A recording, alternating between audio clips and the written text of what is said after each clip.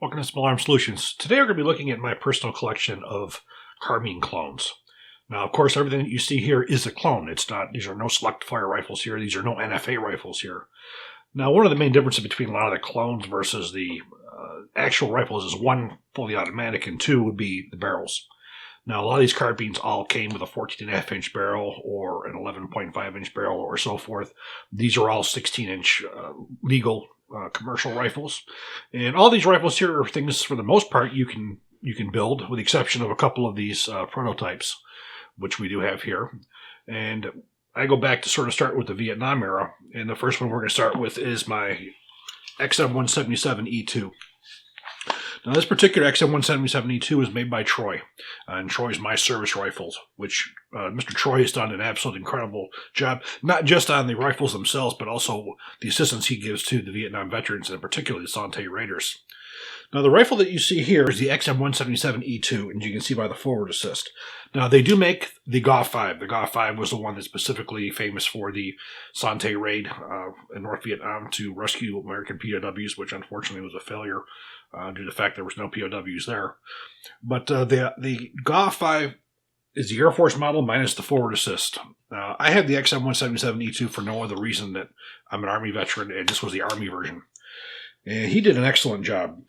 Now, one of the first things I'll definitely want to point out that he did an excellent job on was he recreated the aluminum stock.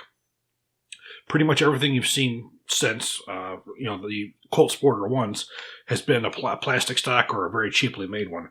This one here, I do have a couple of Colt stocks here, and you cannot tell the difference between the reproductions and the new Colt stocks. We have a two-position receiver extension. We have the original nut, which has the spanner wrench instead of the castle nut. Forward assist. The pistol grips that Mr. Troy used are actual M16A1 surplus pistol grips, so it's real. Upper and lower receiver. The upper receivers that Troy used are actually Canadian Dimaco upper receivers from the original C7 rifles. He was able to get those because they were identical to the original Colts. He was able to machine out the forging marks and give you a beautiful M16A1 upper receiver. Lower receiver is basically an M16A1 reproduction. Very well done. He does have a grayish color on here, which is also authentic. Standard bolt carrier group. He does have the delta ring on here and the handguards. Now, the handguards, unfortunately, these are commercial handguards. These are not Colt handguards. Those of you who have seen the single heat shield handguards from Colt versus the ones that are produced today, you can tell the difference. If you could stand on the Colt handguards, and they're not going to move. They're a very, very solid handguard. These ones here, you can actually squeeze. So they're not the quality, but unfortunately, the materials that are used on the original Colt handguards aren't made no more. Now, for as far as the barrel is concerned, you got a 12.5-inch barrel with a 4.5-inch flash suppressor. Now, this flash suppressor looks just like the original moderator and has the groove on here as well for the mounting of the M203 grenade launcher. As you can see from the original ones, the bayonet lug was removed, which obviously you couldn't attach a bayonet to this. The sling here is an authentic sling that you would have seen used on these rifles. And also the markings on here, we have property of U.S. government, and we have Xm177 E2 Cal 5.56 with the serial number. And we have safe semi-auto. And Troy actually has an engraved auto sear pin. And of course it's engraved, it doesn't actually do anything. The receivers, you cannot install one. It gives you even more of that look of the GAW-5. And Troy was nice enough to put their markings underneath the trigger guards so you could have as close as you could get to the original government markings without having them say Colt on them. So this is a very, very famous rifle. You'll see a lot of reproductions of this. In fact, Brownells has the BRN 177 E2, and that is very much like this with the exception of the color, which is normally black. But Brownells is now having a gray color as well, so you can get that much more closer. And the only difference between this one and the Brownells for as far as features is this has the aluminum stock versus the polymer stock. Next one we're going to look at is the Colt Sp1. Now, the Colt Sp1, for the most part, has the look of the GUU-5, which was pretty much the bastardized carbines that you could see with 14.5-inch pencil barrels. You can see them with M4 barrels. You can see them with standard field sight uppers. You can see them with mocked up M16A2 type upper receivers. They're pretty much a mix and match, but the GUU-5 was a 14.5 version. And this is actually pretty correct as well, even though that we have the front screw and collet on here. The original rifles you would see made off of the Model 601 rifles where you had the removable front pivot pin and you did have that slab side receiver. So this could be correct for some versions you could see in the Air Force. As we see, we have the aluminum stock, which is, again, almost identical to the one of Troy. You really could, if you put these side by side, you really wouldn't be able to tell the difference between the two. This particular rifle here was manufactured in 1979, so this is a very early version of the rifle. These are not too uncommon to find. You can find them for sale on Gunbroker or whatnot. The trick is finding the condition. This particular one here came off, and it was brand new and unfired at a really good price. Most of the ones you're going to see are pretty well used or pretty well beat up, but these rifles are still available because of not only the fact that they're Colt green label, well, prior to green label, they're probably white label, I guess you would call it. They're considered very, very collectible because of them being the SP1s and the first carbine that was ever produced for commercial sales, which is really where the SP1 series is for Colt. Those were the very first AR-15 variations that were made available to the American public or to the commercial market. This was prior to Bushmaster, DPMS, everybody else who came in and took over. Now, this version here is perhaps my favorite. This is a M16A1 carbine clone. Now, this was used by the U.S. government. This was used by the military special forces with a 14.5-inch barrel and selective fire. Now, something to really understand about the carbines, there was no U.S. issue carbine until the M4. Everything prior to that was either an XM, Xm177, Xm177 E1, Xm177 E2, or the GAU or GAU, or the GU. They were all commercial off the shelf. So there was no M4 until 1995, but the government and the special forces and the military did procure commercial off-the-shelf carbines, which the M16A1 was. Now, the rifle you see here was manufactured completely from Brownell's parts. Now, this stock here, this is actually a Troy stock I was able to get through a friend, so it does have the aluminum stock on it. But the receiver extension, correct two position, you have the correct receiver extension nut, which is used by a spanner wrench, the Brownell's upper and lower receiver. This happens to be a brand new pistol grip that I found that was new old stock, M16A1. You have a Bushmaster forward assist. You have, I believe it was a Luth AR rear sight assembly. Now, this particular ejection port cover came off of a spare that I had. However, Brownell's now does offer a retro type ejection port dust cover. The barrel is a 16-inch Brownell's barrel. I believe they're manufactured by Faxon Arms. Excellent quality barrel, 16-inch pencil barrel. This particular barrel is the 1 and 12-inch twist, which will be proper for the M16A1. And I do believe you can get these in a 1 and 7 as well. So this happens just to be one of my favorite models. I don't know why, but I'm actually very fond of the M16A1 series. I always have been. But any of these rifles here, a lot of ones you can build from Brownell's parts alone. Brownell's has an incredible retrofit parts where you can build the Xm177, Xm177 E1, E2, any of the GAUs, M16A1 carbine, M16A1 rifle, XM16 E1. You can build all those based off of those parts and have it really, really close. The handguards on here are also original Colt handguards. These are ones that I had laying in my parts pile here, which fit really, really well. And again, these handguards are very, very rare. If you can find them, they're very, very expensive because they're not made any longer. The next rifle that we're going to look at is my XM4 clone. Now, the XM4 came out prior to the release of the flat-top upper receiver, and it was built based off of the M16A2 upper receiver. Now, this happens to be a Bushmaster A2 patrolman's carbine, and I did some modifications to it. The first modification I did to it was the stock. This is a Brownell's retro stock, which is the Type 2, which would have been correct for the XM4. We do have a 4-position receiver extension on here. Now, again, we have the A2 upper receiver with a fully adjustable rear sight, round forward assist. This has the standard A2 pistol grip. We do have the safe and fire on the right side here and the tick on there. This rifle does have a extended feed ramps on the barrel extension as well as the upper receiver. And it does also have an H buffer, which is 1 tungsten and 2 steel weights. Now, you do not need both of those. The Colt M4 does utilize both of those, and that was because they wanted to show the government that they had done development on their own and that it wasn't part of the M16 licensing agreement. So it would be considered a new family of weapons. And the purpose of those was for feeding the XM855 or the M855 ammunition. Due to the rate of fire, as well as the shape of the bullet, there were issues with feeding with a standard barrel extension and standard receiver. Now, it wasn't a problem with the rifles. It only was with the carbines because of the higher rate of fire and the speed that was involved with the magazine, shot column, and so forth. So there was 2 ways to fix it. One was to give it the feed ramps that would prevent any kind of failures to feed, or to put a H buffer with 1 tungsten and 2 steel weights that would slow up and give a little bit more time for everything to align properly during the feeding process.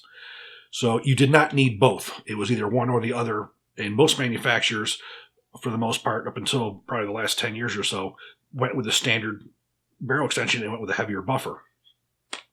So that was correct. This rifle came with a single heat shield handguards, and I replaced them with the M4 double heat shield, which would be correct for the XM4. I installed a side swivel mount, which is also part of the XM4 program.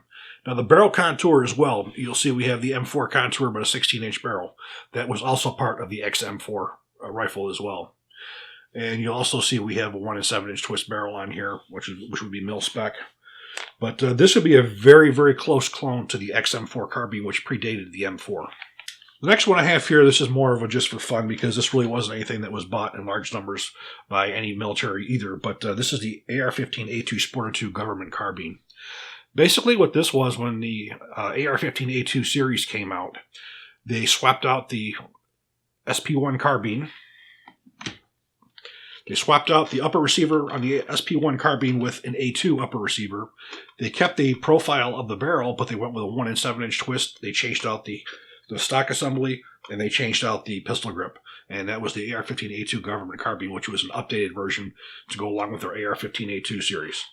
Now, probably one of the more interesting things about this model, this is probably the longest running commercial or law enforcement semi-automatic weapon the Colt had running. This was introduced around 1980 or 1991, that time period, 1992, in that time period. And it remained in production until just a couple of years ago. It went through originally as a commercial rifle, the AR-15A2 government carbine. Then it went into a Colt Sporter series, which is a Sporter lightweight, but it remained as the AR-6520 in law enforcement, and it was in the law enforcement lineup right through the introduction of the newer Colt rifles, but it still remained with mostly law enforcement government use only on it. And it went through all the changes as well. It went from the standard slab side lower receiver with the screw and collet. It went to the one that had the standard pin with the screw on the other side, and as you see here, more of a later version, which utilizes the push pins, the captive ones. But this was a very, very popular rifle for Colt. They sold quite a few of them. This was an excellent patrol carbine because it's no bones. There's nothing special, nothing that you would need. You have iron sights on it that are not going to have batteries that go out, that are going to be zero for anybody who picks it up. It's a simplified rifle, and it's lightweight. So this holds a lot of history as well within it. The next rifle we have here is my M4 carbine. Now, this was a custom-made rifle by me. This started off as an 80% lower receiver, and I had it engraved with all of the U.S. government M4A1 markings on it. So we have a safe semi-auto on the right-hand side with a proper tick on here, a UID label, and then we have property U.S. government M4A1, and we have safe semi-auto on the left-hand side as well. Now, with the exception of this lower receiver, every part on here is Colt. Upper receiver is a LE6920 upper receiver. All we added to it was the RAS handguard, an M4 RAS handguard, which is proper for an M4 carbine, Motec backup sight, and a standard Colt full auto bolt carrier group that's in here. Standard M4 stock, 4-position stock, mil-spec stock assembly, and A2 pistol grip. So basically I have here my complete version of an M4 carbine with proper marks. Quite frankly, unless you saw that there was no auto sear hole in it and no auto sear in it, this looks identical to an M4A1 with the legal 16-inch barrel. And flat top upper receiver, of course. This was the first weapon that went into production for military use with the 1913 rail. However, Colt did come out with the 1913 rail rifle prior to the adoption in 95 with the Colt Competition H-bar. That was the actual dimensions of the 1913 rail, but it was prior to its adoption by the U.S. government. The next version we have here is the Colt LE6940. This was the first new product that Colt released from 1996, which was the LE6920, and this was released in 2009. I know because I was there. In fact, I sat in a meeting with General Keyes and my boss, Mike Reisig, trying to convince him that it was time to release something new to the American public, and he had agreed. And the Colt one-piece upper receiver came off the Type C or Type A and Type C scars with Colt's one-piece upper receiver. This, I believe, is Colt's crown jewel. I believe this is the finest hour for the M4 carbine, where you have the proven M4 carbine system with a one-piece upper receiver, which eliminates the need to put on an M4 RAS or M5 RAS, which is going to potentially draw heat back into the receiver. You have a full free-floated barrel. You have QD points, 1913 rail. You have everything that you would take a standard LE6920 and modify it to have already on it. Free float, which gives you, which increases accuracy. If you were going on a full auto, you would have better reliability of the barrel for as far as not bending where you're pulling down the vertical pistol grip on a hot barrel.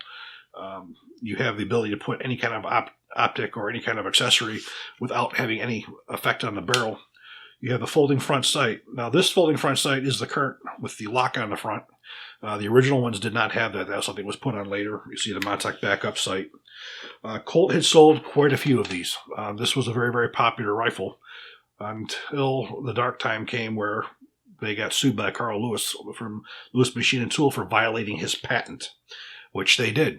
Now, I know the guys who developed this upper receiver from Colt. Do I believe that they violated his patent? They did, but they didn't know it. It was done completely separate as a one-piece upper receiver. The Colt was working on. However, Colt's attorneys were sleeping at the helm, and they were not protecting these employees. You know, a lot of things that happen with these bigger companies is they expect that they can violate patents, and the company that has the patents is not big enough to financially afford to be able to fight them in court. And that could have been Colt's strategy, or it could have been just the sheer ignorance of them not going through the patents. But at the time LMT went after them, Colt was not in that great a shape. So Colt was forced to pay a penalty and to pay a royalty on each one. And unfortunately, that wasn't just Colt Defense. That was also Colt Canada. The IUR was also a violation of Carl Lewis's patent. But the LE6940, as I said, I believe is the finest hour of the M4 system.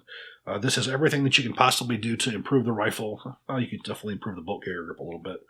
But I do believe this is Colt's best production they've ever done on the M4 carbine. The last rifle I want to show you in my collection I have here is the Colt LE6940P, or their external piston rifle.